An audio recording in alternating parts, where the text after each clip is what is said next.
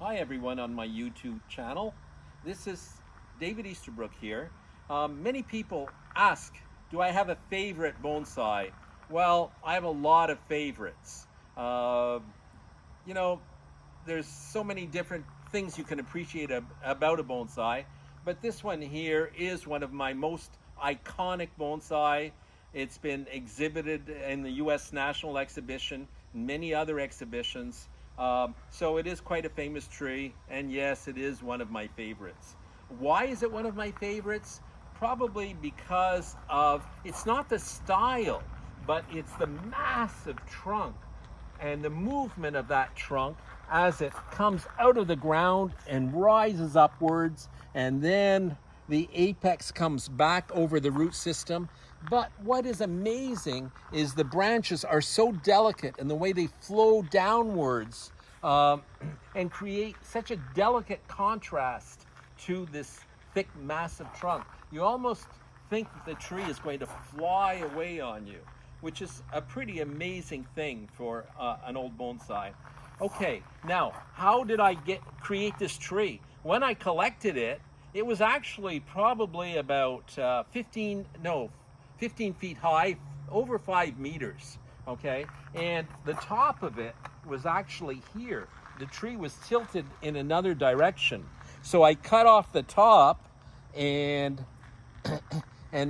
leaned it downwards and actually took a very small lateral branch and transformed it into the new top. Now, it took a long while. After the tree was collected, I had to wait about, 3.5, 4 years before the tree was ready to be worked on. And then I started wiring the branches into shape, and slowly, surely, I wired them into the shape they are today. This branch was way too long, so I actually had to double it back on itself twice. You can see how I doubled it back and then doubled it back again and doubled it back again to shorten the branch so it would fit within the triangular shape of the tree. All right, and many other branches that were too large were removed, and then they were carved to form this beautiful deadwood, these gins or snags, as you can see them over here. As you can see, there's some beautiful deadwood here. It's so natural looking. This one is actually a little bit loose. And finally, I found that this big root that comes out in front too massive. So I actually carved it out with a Makita die grinder and hollowed it out to create a natural flowing movement.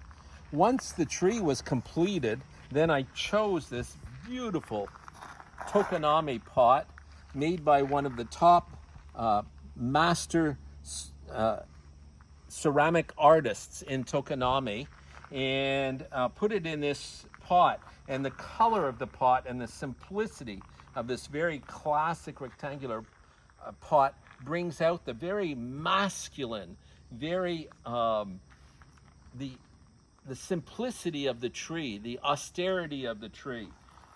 So I just got it ready for a show. We've just mossed it up too, and I had to actually guy wire some branches down.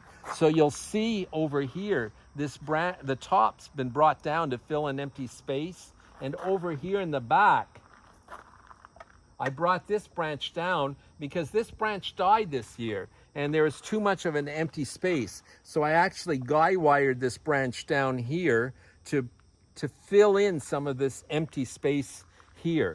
So there's a lot of work and a lot of thought that goes into making these museum quality trees, so to speak. And Rome wasn't built in a day. It takes many, many years, and I'm sure you can appreciate the work that went into it. I certainly enjoyed working on this tree over the years, and I hope you enjoy looking at it as much as I enjoyed working on it. Thanks a lot, guys. Bye.